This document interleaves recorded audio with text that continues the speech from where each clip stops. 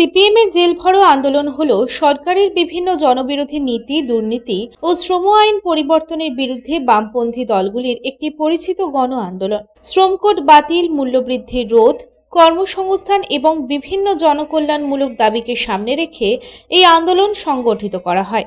CPM এর jail ভরো আন্দোলন আয়োজনের প্রায় 15 দিন পর পুলিশ হুগলি জেলার উত্তরপাড়ার প্রাক্তন বিধায়ক এবং সিপিএম এর প্রবীণ নেতা সতীনাথ প্রহরীকে গ্রেপ্তার করেছে।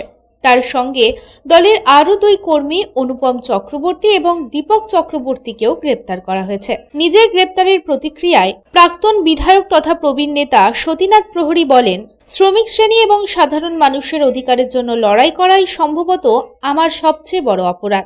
জনগণের জন্য আওয়াজ তোলা যদি অপরাধ হয় তবে আমি তা 100 বার করতে প্রস্তুত।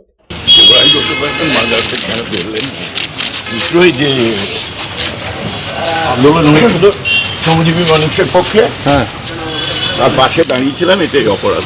এটা যদি অপরাধ হয় তাহলে 100 বার এই অপরাধ করবার জন্য আমি রাজি আছি।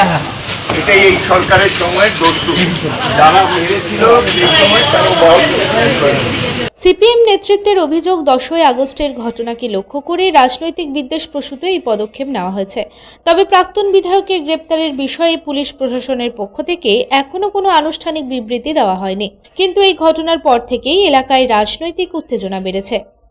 Bureau report, public Times. Mohan the family store. বাতাসে শিউলি ফুলের গন্ধ মানেই মায়ের আগমনী, পুজোর কেনাকাটা মানেই Mohan. Mohan the family store, Asansol, Raniganj.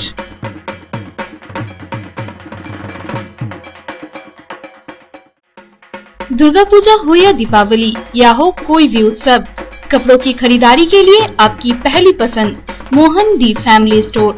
एक छत के नीचे फैमिली की संपूर्ण खरीदारी और ब्रांडेड कंपनियों के गारमेंट्स का नाम मोहन दी फैमिली स्टोर, आसनसोल, रानीगंज।